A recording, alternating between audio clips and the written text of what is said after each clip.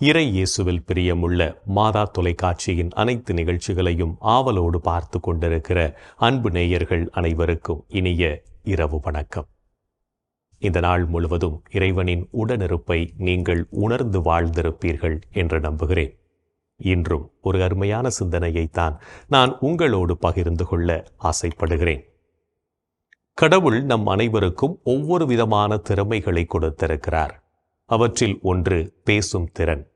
நாம் மற்றவர்களிடம் பேசும்போது வார்த்தைகளை மிக கவனமாக கையாள வேண்டும். பல சமயங்களில் நமது பேச்சும் உரையாடலும் நம்மை மட்டுமே மையப்படுத்தி விடுகிறது என்றுதான் சொல்ல வேண்டும். உரையாடல் நம்மை மட்டுமே உரையிட்டதாய் இருந்தால் ஒரு காதுமடல் வழி நுழைந்து மறுமடல் வழியே வெளியேறிவிடும். தன்னை வியத்தல், தற்புகழ்ச்சி எல்லாமே தற்காலிக அதிர்வு கொண்டவைகள். ஏழ்மை நிலையில் சிலர் கூளை குடித்தாலும் கொப்பளிப்பது பன்னீர் என்று பெருமை பாராட்டிக் கொள்வர். இப்படி தன்னை வியக்கும் சிறுமை என்று சாடுகிறார் தெய்வப் புலவர். சிலருக்கு படித்த புராணங்களை விட மிகவும் பிடித்தது சுய புராணமாகவே இருக்கும். அவர்கள் பேசத் துவங்கினால் முன்னுரை, தொகுப்புரை, முடிவுரை எல்லாமே தன்னுரையாகவே இருக்கும். இருமாப்பு நிறைந்த பேச்சு அருவருப்பாக இருக்கும். செருக்குறும் மனித பேச்சு வெறுப்புற வைக்கும். நமது பேச்சு எப்படிப்பட்டதாக இருக்கிறது என்று நம்மையே நாம் கேட்டு பார்ப்போம். நான் என்னும் மகந்தை அழிவே அன்றி ஆக்கம் தராது. உரையாடல் என்பது நம் உள்ளிருப்பதை சொற்களால் சேர்த்து கேட்பவர் உள்ளத்தில் கோர்த்து விடுவதாகும். தேவையில்லாத வார்த்தைகளை நாம் பல சமயங்களில் நிறைய பயன்படுத்துவதுண்டு. அப்படிப்பட்ட வார்த்தைகளை பேசுவதை நாம் தவிர்த்து வாழ்வோம். நம் வார்த்தை வில்லில் நான் என்பதை நானேற்றி வைத்தால் அது யாருடைய இதயத்தையும் தைக்காது. நாளடைவில் நாம் பேசுவதை கேட்க யாருமே இருக்க மாட்டார்கள். எனவே நமது உரையாடல்களில் பிறரையும் பங்கேற்க வைப்போம். தற்பெருமை பேசாதிருத்தல் தாழ்வு மனமல்ல, முடிந்ததெல்லாம் மூலவன் செயல் என்று எண்ணிக்கொள்ளும் புனிதம் என்பதை உணர்ந்து கொள்வோம். ஒரு தேனீ பல்வேறு விதமான பூக்களை ஆராய்ந்து புலனறிந்து தேனை திரட்டி கொண்டு வந்து தேன்கூட்டில் சேர்த்து வைக்கிறது. எத்தனை மணி நேரம் உழைப்பை சிந்துகிறது! அந்த தேனீக்கள் மகரந்தத்தை தேர்ந்தெடுத்து தேனாக இனிய ரசமாக மாற்றுவது போல நாமும் எண்ணங்களை சலித்து சொற்களை தேர்ந்தெடுத்து பேசுகையில் நான் தவிர்த்தால் வாடா மலர் மீது வண்டுகளாய் மனிதர்கள் எப்போதும் நம்மை சுற்றியும் தேன்மொழி கேட்பதற்கு மொய்த்து கொண்டே இருப்பார்கள் என்பதை உணர்ந்து கொள்வோம். தன்னை மையப்படுத்தி பேசும்போது வார்த்தைகள் நீர்த்து போகின்றன. இவை எவரது மனதிலும் தங்கப் போவதில்லை என்பதை உணர்ந்து வாழ்வோம். இன்றைய தினத்தை எடுத்துக்கொள்வோம். இந்த நாள் முழுவதும் நாம் நமது உரையாடல்கள் எப்படிப்பட்டதாக இருந்தது என்று யோசித்து பார்ப்போம். மேலும் இந்த நாளில் நாம் எப்படிப்பட்ட செயல்களை செய்திருக்கிறோம் என்று நம்மையே நாம் திரும்பி பார்ப்போம்.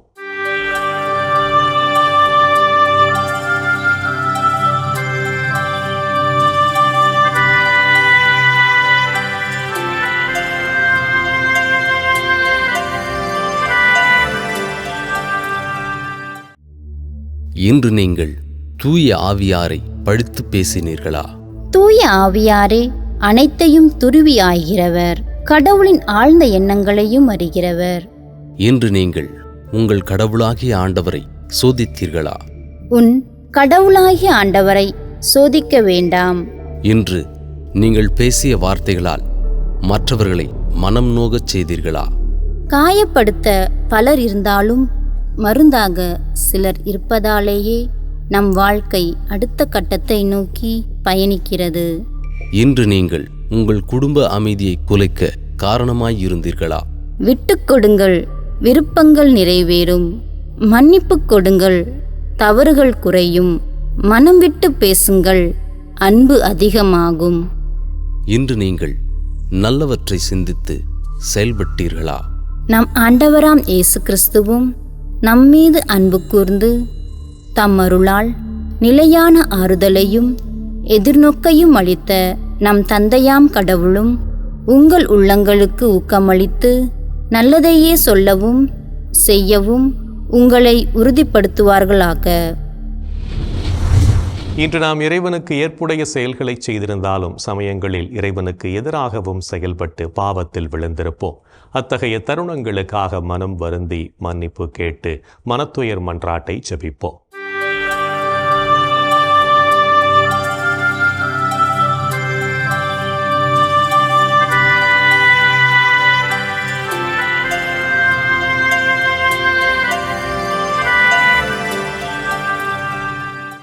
எல்லாம் வல்ல இறைவனிடமும் சகோதர சகோதரிகளே உங்களிடமும் நான் பாவி என ஏற்றுக்கொள்கிறேன். ஏனெனில் என் சிந்தனையாலும் சொல்லாலும் செயலாலும் கடமையில் தவறியதாலும் பாவங்கள் பல செய்தேன். என் பாவமே, என் பாவமே, என் பெரும் பாவமே. ஆகையால் எப்போதும் கன்னியான புனித மரியாவையும் வானதூதர் புனிதர் அனைவரையும் சகோதர சகோதரிகளே உங்களையும் நம் இறைவனாகிய ஆண்டவரிடம் எனக்காக வேண்டிக்கொள்ள மன்றாடுகிறேன். ஆமேன். மனத்துயர் மன்றாட்டை ஜெபித்ததன் வழியாக இறைவன் நம் பாவங்களை மன்னித்து நம் ஒவ்வொருவரையும் அவருடைய சொந்த பிள்ளைகளாக ஏற்றுக்கொள்வார் என்ற நம்பிக்கையோடு இறை வேண்டலில் இணைவோம்.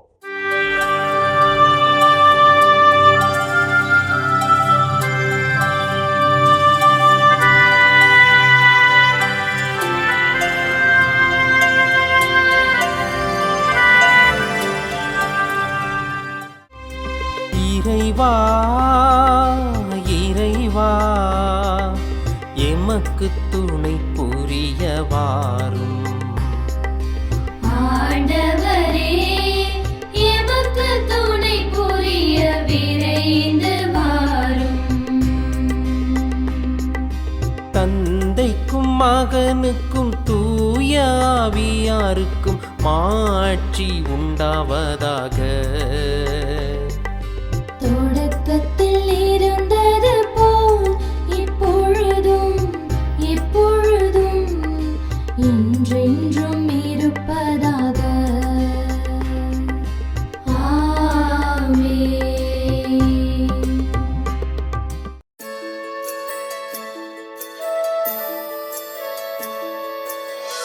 போயது பொழுது புகுந்தது இரவு, தூயனை உனது பொன்னடி தொழுதோ. நேயமையெல்லாம் ஏதமும் நீக்கி நீயமையாண்டு காத்தருளையா. கனவுகள் துயில் வழி காணுதல் வேண்டாம், கனவிருள் பூதமும் கண்ணுரல் வேண்டாம். சினமுறு பகைவர் முரணலாம் வெல்வார், ஈனமும் உடலில் அணுகிடாது அருள்வார். ஆதியம் தந்தாய் அருள் புரிவீரே, அமலன மகனே அருள் புரிவீரே. ஜோதியே உருவாம் தூயாவியாரே, தொழுதனம் உமதடி அருள் புரிவீரே. ஆமென் ஆமென் ஆமென்.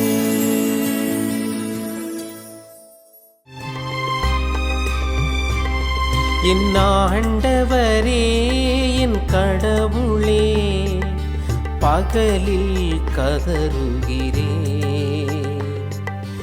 இரவில் முன்னிலையில் புலம்புகிறேன். என் ஆண்டவரே என் கடவுளே, பகலில் கதறுகிறேன்,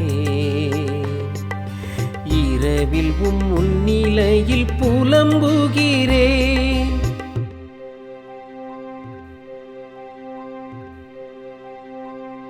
ஆண்டவரே என் மீட்பின் இறைவா, பகலில் நான் கதறுகிறேன், இரவில் உமது முன்னிலையில் புலம்புகின்றேன். என் மன்றாட்டு திருமுன் வருவதாக, என் கூக்குரலுக்கு செவி சாய்த்தருளும்.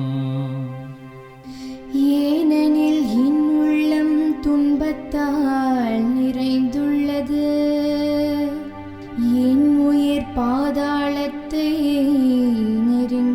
விட்டது.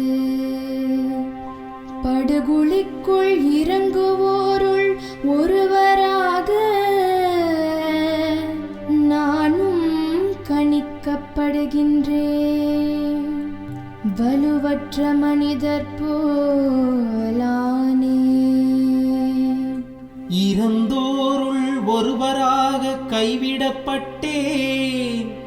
கொலையுண்டு கல்லறையில் கிடப்பவர் போலானேன். அவர்களை நீர் ஒருபோதும் நினைப்பதில்லை. அவர்கள் உமது பாதுகாப்பினின்று அகற்றப்பட்டார்கள். ஆழமிகு படுகொலிக்குள் என்னை தள்ளிவிட்டே. காரிருள் பள்ளங்களுக்குள் என்னை கைவிட்டு விட்டே. உமது சினம் என்னை அழுத்துகின்றது. அலைகள் அனைத்தாலும் என்னை மூழ்கடிக்கின்றே. எனக்கு அறிமுகமானவர்களை என்னை விட்டு விலகச் செய்தீர். அவர்களுக்கு என்னை அருவருப்பாக்கினீர். நான் வெளியேற இயலா வண்ணம் அடைபட்டுள்ளேன். துயரத்தினால் என் கண் மங்கி போயிற்று. ஆண்டவரே, நாள்தோறும் உம்மை மன்றாடுகின்றேன். உம்மை நோக்கி என் கைகளை கோப்புகின்றேன். இறந்தோர்க்காகவா நீர் வியத்தகு செயல்கள் செய்வீர்.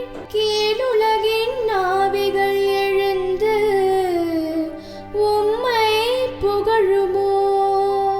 கல்லறையில் உமது பேரன்பு எடுத்துரைக்கப்படுமா?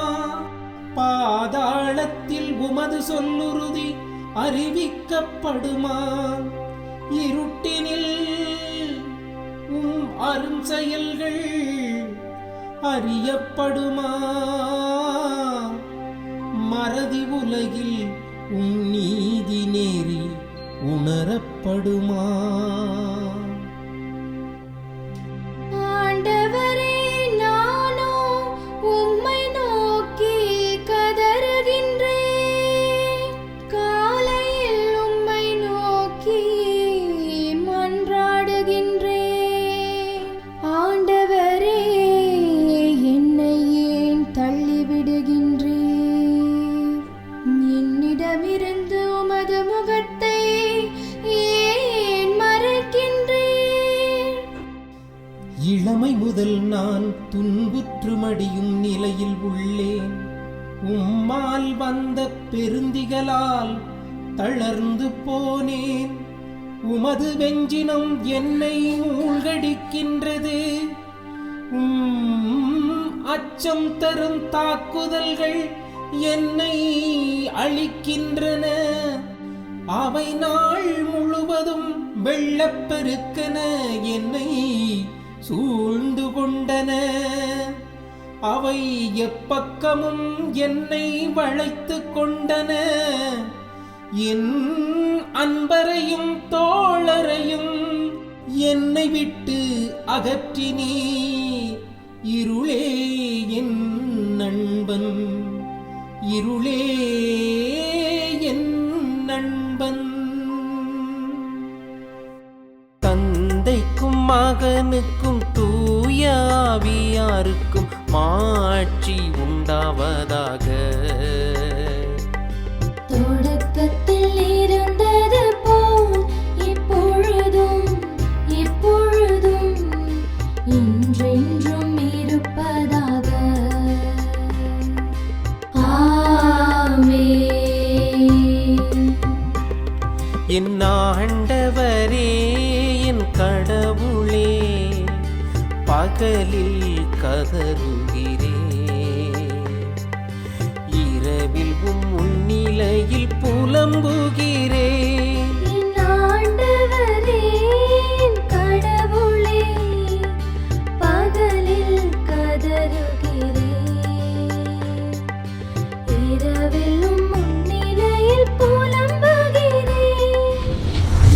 இறைவனின் உடனிருப்பு இந்த இரவு பொழுதிலும் நம்மை பாதுகாத்து வழிநடத்தும் என்ற நம்பிக்கையை இறை வேண்டலின் வழியாக பெற்றுக்கொண்ட நாம் இப்போது நாளைய நற்செய்தி வாசகத்திற்கு செவிமடுப்போம்.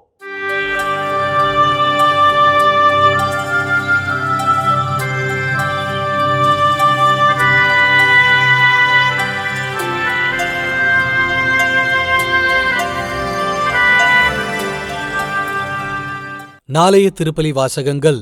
முதல் வாசகம் திருத்தூதர் பவுல் கொரிந்தியருக்கு எழுதிய 2ஆம் திருமுகத்திலிருந்து வாசகம். அதிகாரம் 4, இறைவார்த்தைகள் 7 முதல் 15 முடிய. பதிலுரை பாடல் திருப்பாடல் 126, இறைவார்த்தைகள் 1 முதல் 6 முடிய. மத்தேயு எழுதிய தூய நற்செய்தியிலிருந்து வாசகம். அதிகாரம் 20, இறைவார்த்தைகள் 20 முதல் 28 முடிய. அக்காலத்தில் சபதேயுவின் மைந்தருடைய தாய் தம் மைந்தரோடு ஒரு வேண்டுகோள் விடுக்குமாறு இயேசுவிடம் வந்து பணிந்து நின்றார். உமக்கு என்ன வேண்டும் என்று இயேசு அவரிடம் கேட்டார். அவர், நீர் ஆட்சி புரியும் போது என் மைந்தராகிய இவர்கள் இருவருள் ஒருவன் உமது வலப்புறமும் இன்னொருவன் இடப்புறமும் அமரச் செய்யும் என்று வேண்டினார். அதற்கு இயேசு, நீங்கள் என்ன கேட்கிறீர்கள் என உங்களுக்கு தெரியவில்லை. நான் குடிக்கப் போகும் கிண்ணத்தில் உங்களால் குடிக்க இயலுமா என்று கேட்டார். அவர்கள், எங்களால் இயலும் என்றார்கள். அவர் அவர்களை நோக்கி, ஆம், என் கிண்ணத்தில் நீங்கள் குடிப்பீர்கள். ஆனால் என் வலப்புறத்திலும் இடப்புறத்திலும் அமரும்படி அருளுவது எனது செயலன்று. மாறாக அவ்விடங்களை என் தந்தை யாருக்கு ஏற்பாடு செய்திருக்கிறாரோ அவர்களுக்கே அவை அருளப்படும் என்றார். இதை கேட்டுக்கொண்டிருந்த 10 பேரும் அச்சகோதரர் இருவர் மீதும் கோபம் கொண்டனர். இயேசு அவர்களை வரவழைத்து, பிறவினத்தாரின் தலைவர்கள் மக்களை அடக்கி ஆளுகின்றார்கள். உயர்குடி மக்கள் அவர்கள் மீது தங்கள் அதிகாரத்தை காட்டுகிறார்கள். இதை நீங்கள் அறிவீர்கள். உங்களிடையே அப்படி இருக்கக்கூடாது. உங்களுள் பெரியவராக இருக்க விரும்புகிறவர் உங்கள் தொண்டராய் இருக்கட்டும். உங்களுள் முதன்மையானவராக இருக்க விரும்புகிறவர் உங்களுக்கு பணியாளராக இருக்கட்டும். இவ்வாறே மானிட மகனும் தொண்டு ஏற்பதற்கன்று தொண்டு ஆற்றுவதற்கும் பலருடைய மீட்புக்கு ஈடாக தம் உயிரை கொடுப்பதற்கும் வந்தார் என்று கூறினார். ஆண்டவரின் அருள்வாக்கு. கிறிஸ்துவே உமக்கு புகழ். ஆண்டவரே, உம் கையில் என் உயிரை ஒப்படைக்கின்றேன். ஆண்டவரே, உம் கையில் என் உயிரை ஒப்படைக்கின்றேன். உண்மையின் ஆண்டவராகிய கடவுளே, எம்மை மீட்பவர் நீரே. ஆண்டவரே, உம் கையில் என் உயிரை ஒப்படைக்கின்றேன். தந்தைக்கும் மகனுக்கும் தூய ஆவியார்க்கும் மாட்சி உண்டாவதாக. ஆண்டவரே, உம் கையில் என் உயிரை ஒப்படைக்கின்றேன். ஆண்டவரே மெசியா என்பதை உணர்ந்து வாழவும் அவரின் பாதையில் பயணிக்கவும் அழைப்பு விடுக்கும் இயேசுவின் குரலுக்கு செவிமடுத்து வாழ்வோம் என்ற சிந்தனையோடு சிமியோன் பாடலில் இணைவோம்.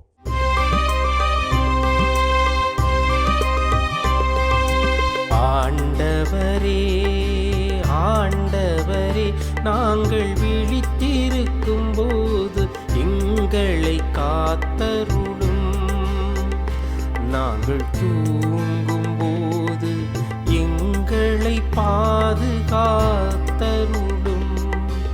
இதனால் கிறிஸ்துவோடு பிழித்திருந்து அவரோடு அமைதியில் இளைப்பாறுவோம்.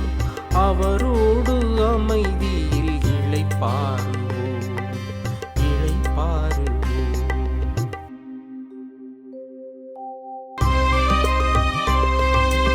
ஆண்டவரே, ஆண்டவரே, உமது மன்னித்தருளும்படி உம்மடியான் என்னை இப்போது அமைதியுடன் போகச் செய்கின்றீர். ஏனெனில் மக்கள் அனைவரும் காணுமாறு நீர் ஏற்பாடு செய்துள்ள உமது மீட்பை என் கண்கள் கண்டு கொண்டன. இம்மீட்பே பிற இனத்தாருக்கு வெளிப்பாடு அருளும் மொழி. இதுவேவும் மக்களாகிய இஸ்ராயேலுக்கு பெருமை. இஸ்ராயேலுக்கு பெருமை.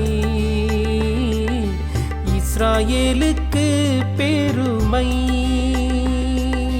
தந்தைக்கும் மகனுக்கும் தூய ஆவியாருக்கும் மாட்சி உண்டாவதாக. தொடக்கத்தில் இருந்தது போல் இப்பொழுதும் எப்பொழுதும் என்றென்றும் இருப்பதாக. ஆமென். ஆண்டவரே ஆண்டவரே, நாங்கள் விழித்திருக்கும் போது எங்களை காத்தருளும். நாங்கள் தூங்கும் போது எங்களை பாதுகாத்தருளும். இதனால் கிறிஸ்துவோடு பிழித்திருந்து அவரோடு அமைதியில் இளைப்பாறுவோம். அவரோடு அமைதியில் இளைப்பாறுவோம்.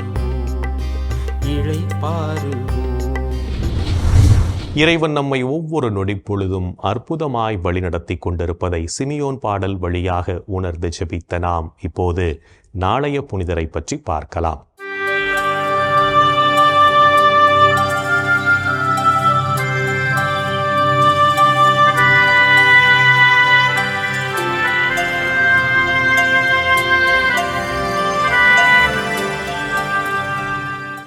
ஜூலை 25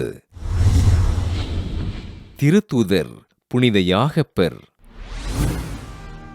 கலிலேயா நாட்டில் பெத்சாய்தாவில் வாழ்ந்த செபெதேயு சலோமி பெற்றோருக்கு பிறந்தார் யாகப்பர்.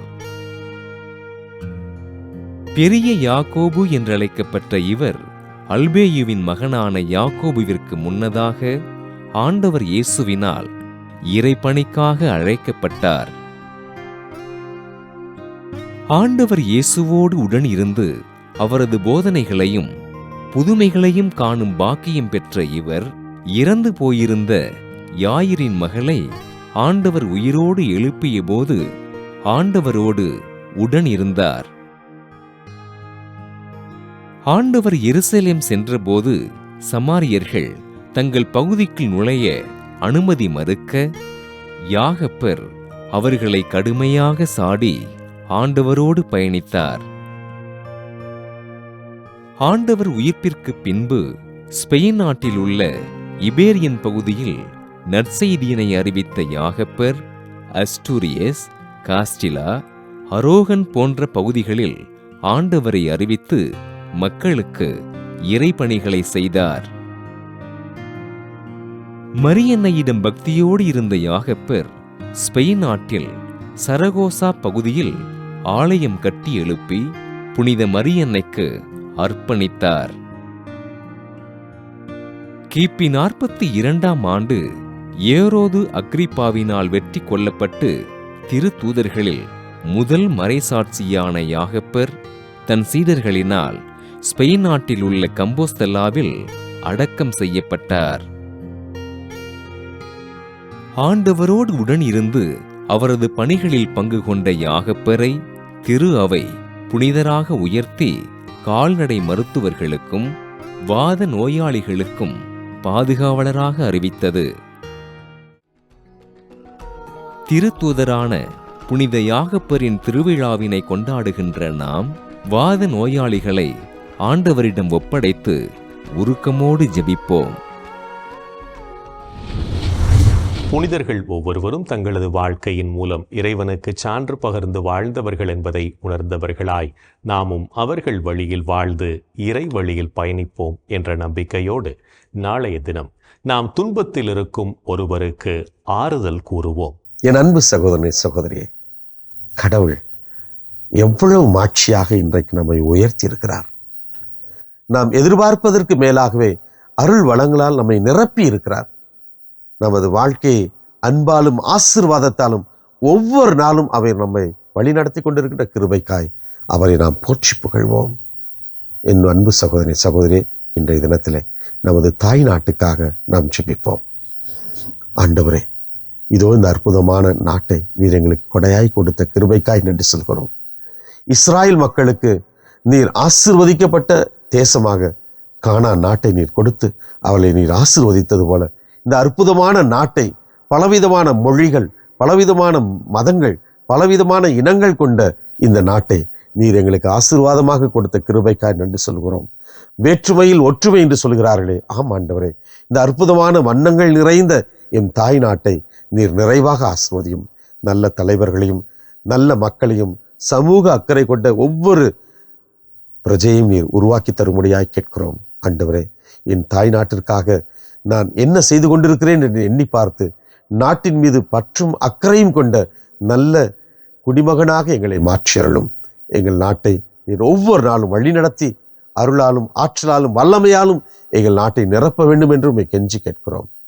எங்கள் அன்பு தாயே, ஆரோக்கிய அன்னையே, எங்களது தாய் நாட்டுக்காக பரிந்து பேசுங்கள் அம்மா. இந்த ஜெபங்களெல்லாம் எங்கள் ஆண்டவராகிய இயேசுவே ஒரு வல்லமையான திருநாமத்தின் வழியாக உம்மை கெஞ்சி மன்றாடுகிறோம். ஆமென். என்றும் வாழும் உயிருள்ள இறைவன் தந்தை, மகன், தூய ஆவியார் நாம் அனைவரையும் நிறைவாக ஆசீர்வதிப்பாராக. ஆமென். இந்த ஜெபத்தின் வழியாக இறை அன்பிலும் அரவணைப்பிலும் நாம் நலமோடு வாழ்ந்து கொண்டிருக்கிறோம் என்பதை உணர்ந்திருப்போம். இறை அருளும் ஆசீரும் என்றும் நம்மில் தங்கும். அன்னை மரியாவும் நமக்கு உதவிகள் செய்வார் என்ற நம்பிக்கையோடு அவரின் துணை வேண்டி இந்த நிகழ்வை நிறைவு செய்யலாம். Good night.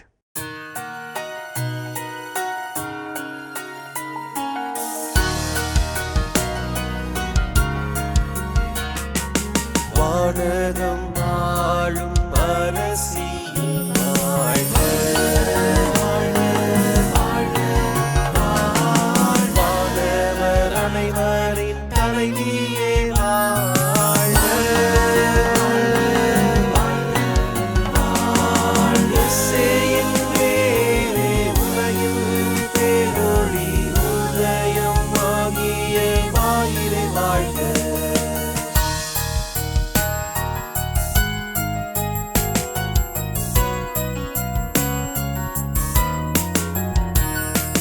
மாட்சி மிகுந்த கண்